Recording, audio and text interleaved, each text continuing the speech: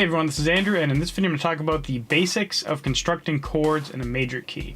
So in particular, we're going to go over just major and minor chords, and technically also a diminished chord that are in a major key. Also how you can construct them just in general, the kind of ratios that happen between the notes, and just the very basics of chords overall. So the way I'm going to talk about this is on the screen we have a keyboard display. I'm also going to be reaching over here and just playing some chords and showing you the notes. So you'll be able to see it on the screen, or maybe you can also see it over here as I actually play them. So first, we're going to be generally talking about things in C major, so that's all the white keys in the keyboard. I'm not the best keyboard player, but I can do enough, so hopefully it'll be sufficient. So yeah, let's get right to it. If you think of the key as C major, you have C, D, E, F, G, A, B. And inside each of those notes, there's ratios between them, and those ratios between each note is determined by how many semitones there are between each note. Semitone is in an individual interval that you can do in Western music, so those would be ascending semitones. And so the ratio between the notes, it switches between 2 semitones and 1 semitone. But you can also kind of ignore that for this, or at least initially, and just think about if you were to get those notes of C major, just label them 1, 2, 3, 4, 5, 6, 7, so with C being 1 and 7 being B. All the chords we're going to be talking about are just constructed with 1, 3, and 5. So for the case of C, you're going to have C, and then you're going to have 3, which is going to be E, then you're going to have 5, which is going to be G. And that makes a C major chord. Now, the reason why it's a major chord and not a minor chord is because of that 3 interval. All the chords, all the major and minor chords all have 1 and a 5. The 3 is what determines if it's a major or minor chord. So if it's a major chord, it has a major third interval, and if it's a minor chord, it has a minor third interval. If you don't know anything about the individual intervals, it's very simple. So I told you about how the smallest increment is a semitone. So you have your 1. Now if you ignore the fact that we just labeled C major 1, 2, 3, 4, 5, 6, 7, we're going to talk about everything in semitones. So the first interval, you have your 1, and then a minor second above that is going to be C sharp, and then you're going to have a major second, which is going to be your D. And you're going to have a minor third, which is going to be the D sharp. Then you have your major third, which is an E.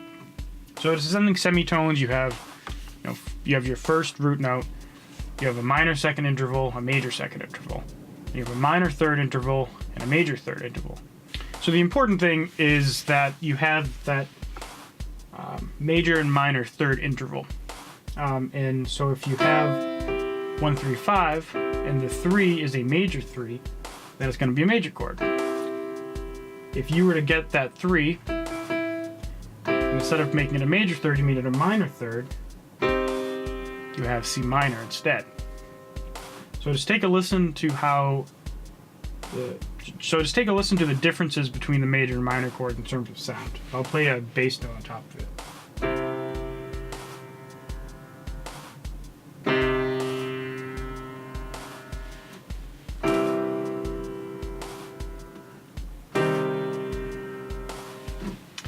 I'm sure you noticed that the major chord sounded much more uplifting, and the minor chord sounded much sadder.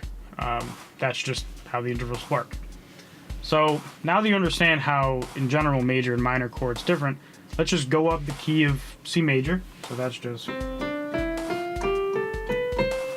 I'm just going to show you the chords. So the first you have, the first one is a C major, the one we just talked about. Then once you go up to the D, the third that you had before becomes a minor third. So it's still a 1, 3, 5 interval, but now just because of the spacing of the notes in a major key, or the white keys for C major in this case, you only moved up your third a half step instead of a whole step. So the root of the chord moved up a whole step, but the third only moved up a half step. So that's why that chord became a minor chord. Now you have D minor. We go up again, we have E minor. So we move that whole ratio of notes up by 2 semitones. That's E, G, and B. Now if we go up again to F, we have F, A, C, 1, 3, 5. We go up to G, which we have G, B, D, another major chord. We go up to A, goes back to minor, because in this case, again, we move the root of the chord and the fifth up by a whole step, or 2 semitones, but we only move the third up a semitone, or 1 step. Now we have A minor, or I can move an octave down, A minor. Now we get to the weird case of the bunch. In this case, what's happening is we get a flat 3 and also a flat 5.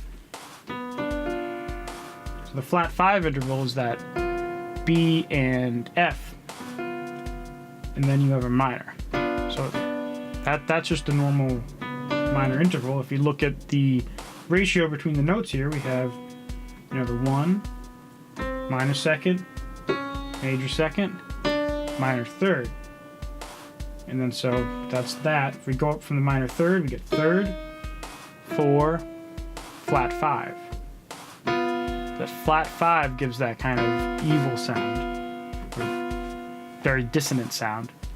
And the minor third also gives a somewhat sad sound. So it's really just a combination of 2 minor third intervals. And that's just how the ratio of the notes in a major key is organized. In particular, also the ratio of all the notes, you know, in this case we use the white keys to illustrate it.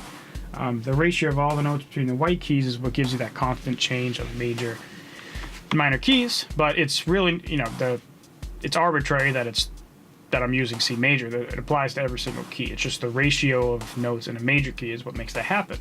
If you were to use like a harmonic minor, you're going to get a different ratio of chords, and I don't know, I haven't thought about how that all works out, but it's not going to be the same as with just a normal major key. Just to give you a little summary, what we talked about in this video was major and minor chords in the key of C major in particular, but it applies to every single key. We talked about the ratio of notes that actually makes up a major or minor chord. In particular, you have your 1, 3, 5 chord that can either have a major third interval or can have a minor third interval. You learned how to count the semitones, you know, with 1, minor 2, major 2, minor 3, major 3, to find out if the particular interval you're playing is a major 3 or minor 3. And then we also talked about the intervals between each of the chords going up through the C major key, and also how there is one weird oddball that is the diminished chord thrown at the end. Subscribe if you want to stay updated. I upload videos every single Friday. Leave a like if you enjoyed this video. If you have any questions, please leave them in the comments. Either myself or someone else will hopefully answer you. Thank you very much for watching. I'll see you later.